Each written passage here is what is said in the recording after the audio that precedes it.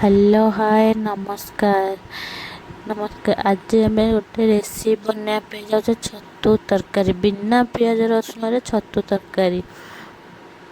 छतु को आम धुआई रखीदेचु। धुआई रखिकी जी सोरिष तेल किंबा रिफाइन तेल भाजबे। भाजला बेले हलदी किंबा लुण पकाइबे। पकाई सारा छतु भाजी सारा तार कलर ये आसूची।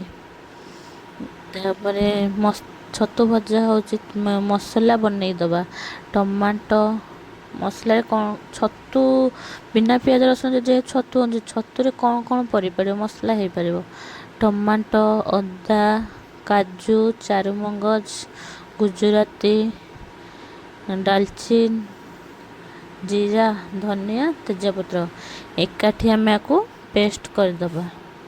पेस्ट कला परे कढ़ई तेल पकाइबा। जी सोरिष तेल दे पारे जी रिफाइन तेल भी पकईपर। जेहेतु आम रिफाइन तेल रे छतु तरकारीटा करुचु। छतु जो पेस्टा आम रखी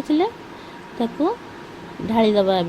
ढालीदेला किसी समय पर्यंत ताकू खरड़ीदबा। खरड़ी देला भितर जो आम रखी कौन जो रखी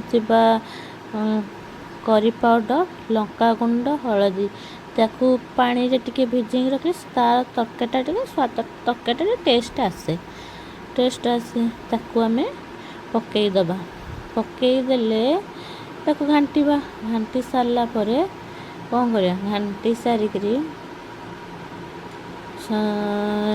छतु को आलू को